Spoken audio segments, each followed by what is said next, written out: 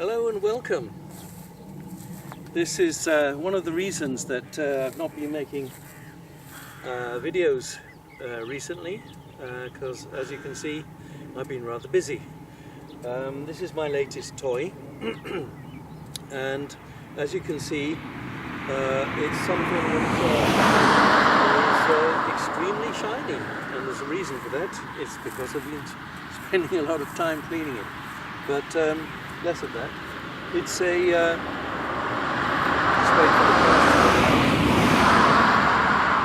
it's a 2009 2-litre MX-5 Sport with limited slip diff, with the Bose sound system, with well, lots of goodies really, including a sports exhaust which the previous owner put in. And I wanted to tell you about a few of the mods that I've been up to while doing this.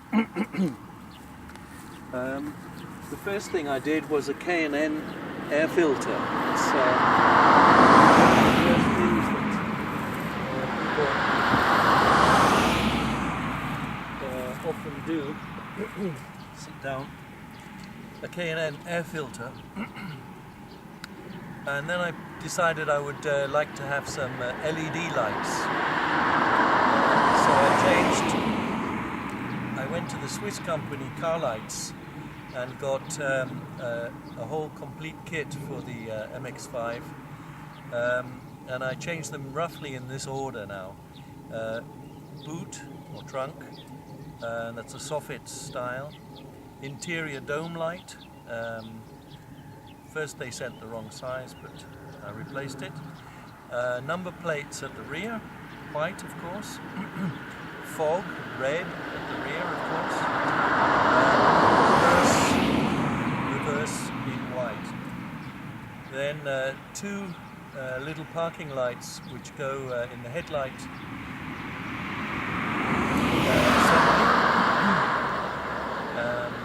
And then two stop and position lights at the rear, so a brake and night light at the back. Then I had to wait some time for tap turn LED radar to come back to me from Canada, and then I could fit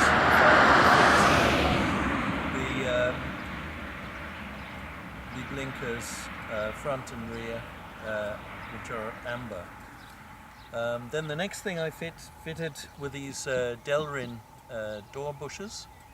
I must be honest and say the only difference I've noticed is that I have to slam the doors now to close them. I wasn't aware of any rattling before, and they certainly weren't rattling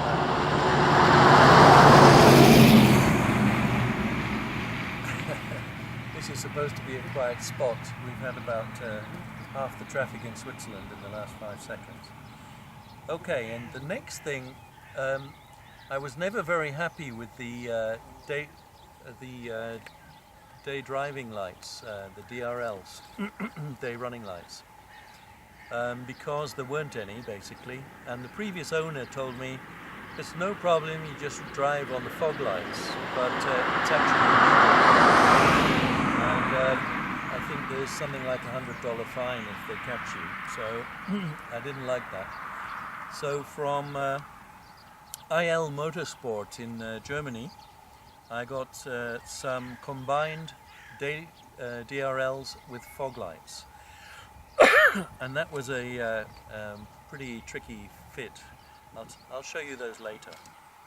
The next thing I did was the variable wiper switch conversion, and that's really as far as I've got. I've been doing a lot of detailing, as you can probably see. I've had to really especially spend time on the interior. The previous owner was very good with the exterior, but the interior needed quite some freshening. So I've done things like complete dust vacuum. Sounds trivial, but it was amazing how much rubbish I found in the car, even though it looked clean. Just wiping the seats down, they were black. I mean, they are black, but, so it means you couldn't see how dirty they were. Using the leather cleaning kit by Swissvax was really useful, so I could clean up the leather and get it into a nearly new situation. With carpet foam, I cleaned the carpets so they didn't smell so stuffy anymore. And I had the company Swissvax do a professional outside wash and protection of the cloth cover here.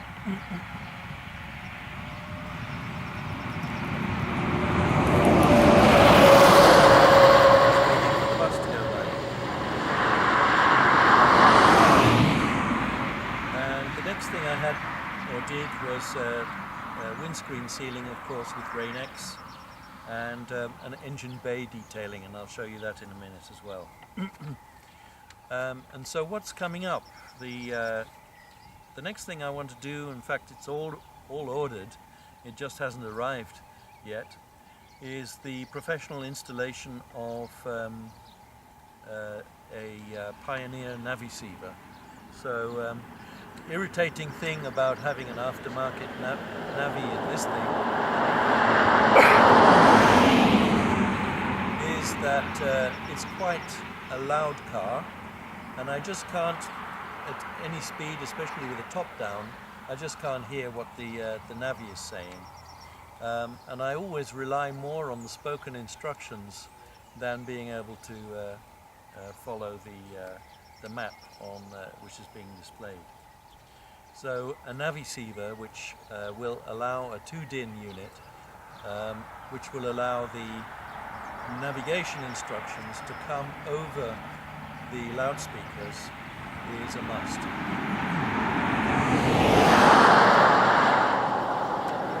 So that's the most imminent change, and I'll cover that as soon as it comes out, or as soon as I've had it done. And then one thing I'm thinking about is, instead of the stock 7x17 or 7J by 17s with these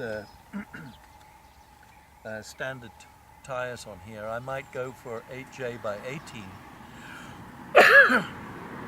But that's lower on the priority list than all of the other changes. And the reason is we're building a house, and most of the cash has to go into the house. But that's normal for most people. And another possibility would be to change the Bilstein shocks with the Eibach springs, which I have, for maybe an H&R coilover setup, or some other coilover setup, or some coilover setup. These are not height adjustable. It would be nice to have some which were, but that's really very far down the list. I'm quite happy with the ride height. I think if anything, I would like it to be to roll slightly less in the corners, but that's about it. And I don't anticipate making really any performance mods. I love the idea of having a supercharger, but the cost of that is just prohibitive. The only thing I could imagine is a change of header, maybe, for something a bit less restrictive.